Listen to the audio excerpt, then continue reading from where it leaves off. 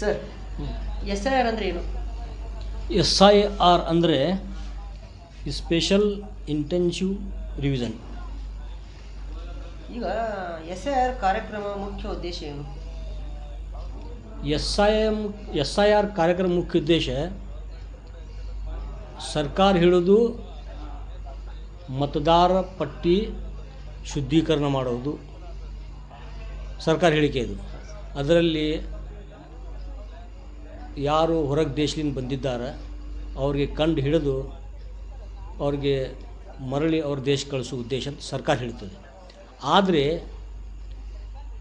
ಗೌಪ್ಯ ಅವ್ರದ್ದು ಉದ್ದೇಶ ಏನಂತ ಹೇಳಿಬಿಟ್ರೆ ಹಿಡನ್ ಅಜೆಂಡಾ ಏನಂತ ಹೇಳಿಬಿಟ್ರೆ ಯಾರು BJP ವಿರೋಧ ವೋಟರ್ಸ್ ಇದ್ದಾರೆ, ಆ್ಯಂಟಿ BJP ವೋಟರ್ಸ್ ಮತದಾರರು, BJP ವಿರೋಧ ಮತದಾರರಿಗೆ ಆ ಮತದಾರ ಪಟ್ಟಿಯಿಂದ ಹೊರಗೆ ತೆಗೆಯುವ ಇದು ಒಂದು ಹುನ್ನಾರ.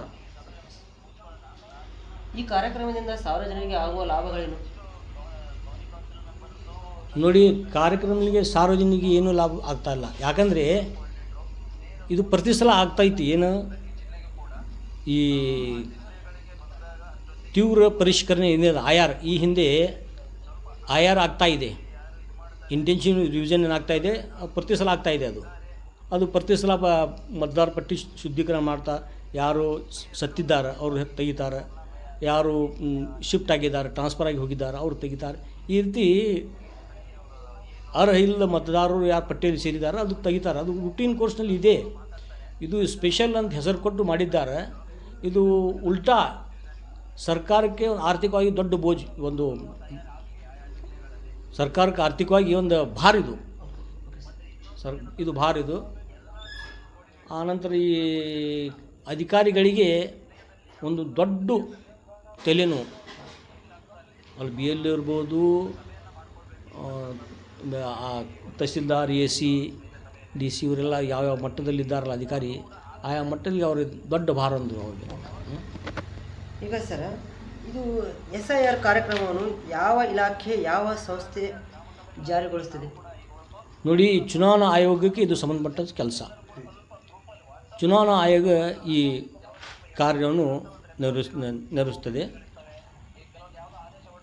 ಈ ನಮ್ಮ ತಾಲೂಕಾ ಮಟ್ಟದಾಗಲಿ, ಜಿಲ್ಲಾ ಮಟ್ಟದಾಗಲಿ, ಈ ರಾಜ್ಯ ಮಟ್ಟದಾಗಲಿ ಇವರು ಚುನಾವಣಾ ಅಧಿಕಾರಿಗಳು ಇರ್ತಾರೆ, ಅವರು ಈ ಕಾರ್ಯವನ್ನು ನಿರ್ವಹಿಸ್ತಾರೆ.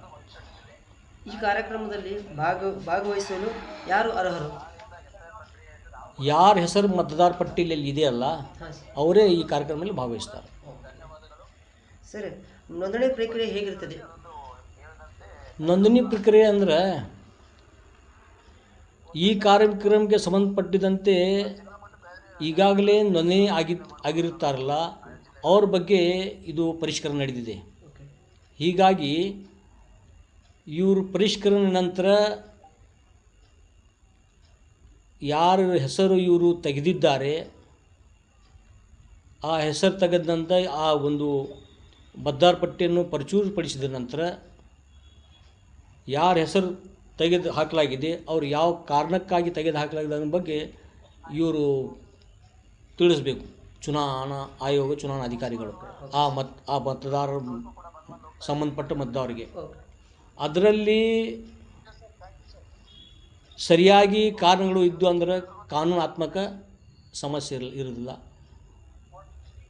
ಏನೇ ಕಾರಣ ಇಲ್ಲ ವಿನಾಕಾರಣ ತೆಗೆದು ಹಾಕಿದರೆ ಇವರು ಮತದಾರರು ಯಾರ ಹೆಸರು ತೆಗೆದಿದ್ದಾರಲ್ಲ ಅವರು ಪುನಃ ತಮ್ಮ ದಾಖಲಾತಿಯನ್ನು ಹಾಜರುಪಡಿಸಿ ಅರ್ಜಿ ಸಲ್ಲಿಸಬೇಕು ಚುನಾವಣಾಧಿಕಾರಿಗಳಿಗೆ. ಸರ್, ಈಗ ಬಂದಂತೆ ನೋಂದಣಿ ಪ್ರಕ್ರಿಯೆ ಹೇಗಿರುತ್ತದೆ? ನೋಂದಣಿ ಪ್ರಕ್ರಿಯೆ ಹೇಗಿರುತ್ತದೆ ಅಂದರೆ ಇದು ಇವಾಗ ನಡೆದು ಈ ಚುನಾವಣಾ ಮತದಾರರ ನೋಂದಣಿ ಪ್ರಕ್ರಿಯೆ ಇಲ್ಲ. ಇದು ಮತಪಟ್ಟಿ ಏನಿದೆಯಲ್ಲ, ವೋಟರ್ ಲಿಸ್ಟ್, ಇದು ಶುದ್ಧೀಕರಣ ಪ್ರಕ್ರಿಯೆ. ಇದರಲ್ಲಿ ಯಾರು ಅನರ್ಹರು ಇದ್ದಾರಲ್ಲ, ಮತದಾರರು ಯಾರು ಅರ್ಹರು ಇಲ್ಲ ಅಂಥವ್ರ ಹೆಸರು ತೆಗೆದು ಹಾಕಲಿಕ್ಕೆ ಇದೊಂದು ನಡೆದಿದೆ ಕಾನೂನು ಪ್ರಕಾರ. ಹೀಗಾಗಿ ಇಲ್ಲಿ ನೋಂದಣಿ ಮಾಡೋದು ಪ್ರಶ್ನೆನೇ ಉದ್ಭವಿಸೋದಿಲ್ಲ. ಅದು ಯಾವಾಗ ಉದ್ಭವಿಸ್ತಿತ್ತಂದ್ರೆ